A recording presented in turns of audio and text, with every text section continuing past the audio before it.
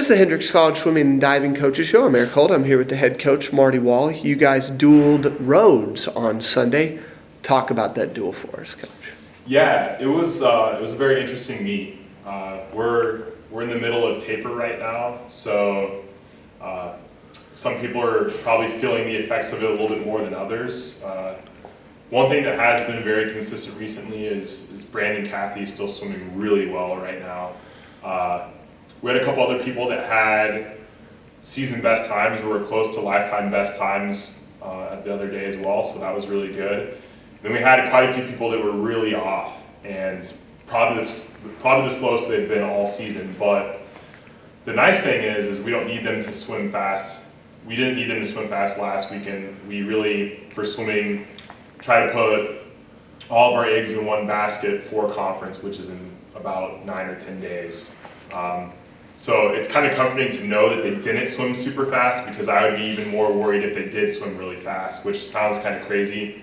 But swimming is so different. It's unlike any other sport. You try to peak at the end of the season. So that being said, I think a lot of people are kind of feeling the roller coaster of taper and swimming better.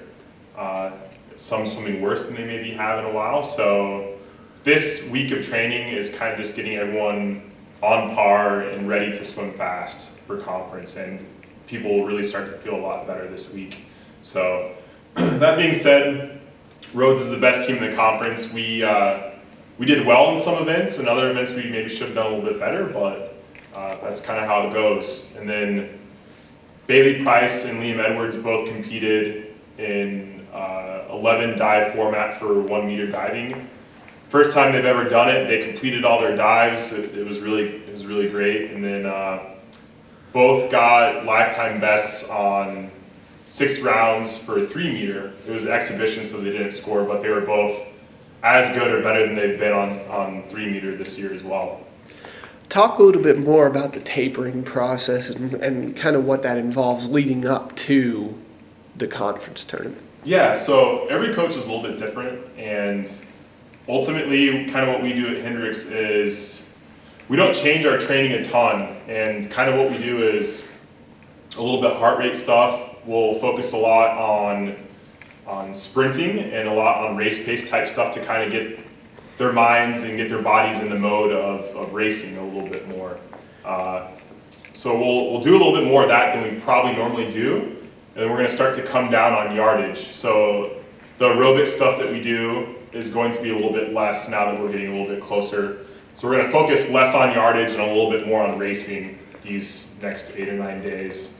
So that's kind of how that goes, and it's there's no exact science to taper. Every coach is different, and I believe that ours works really well. We dropped the most time out of any school in the conference last year, and whenever the team starts to worry a little bit about how they're swimming right now, I always remind them of that. Like, hey, we had the most drop of any team in the conference last year. We're ready to do it again, and we have to get everyone on board. And like you've mentioned already, conference meet next week in Birmingham at the Crossplex. Talk about that, Coach. Yeah, so it's about a 6.5 hour drive. We get there on Wednesday night. The only thing that we have on Wednesday night is the 800 free relay, so it's kind of a fun way to kick off the meet. Then Thursday, Friday, and Saturday are prelims and finals format. So everyone swims in the morning, and then only the top 16 will swim at night. So there will be a consolation heat that's 9th through 16th place, and then a final heat that's 1st through 8th. So prelims and finals all 3 days, Thursday, Friday, and Saturday. And that's kind of how that works. The relays are timed finals, so all the relays will swim at night as well, so they only have to swim that race once. But for example, if you're someone that swam the 50 free, qualified top 16, you would swim it in the morning to position yourself at night, and then you would try to either move up in the rankings at night, or sometimes people stay about the same. It just kind of depends. All right, Coach, thank you very much. Thanks, Eric.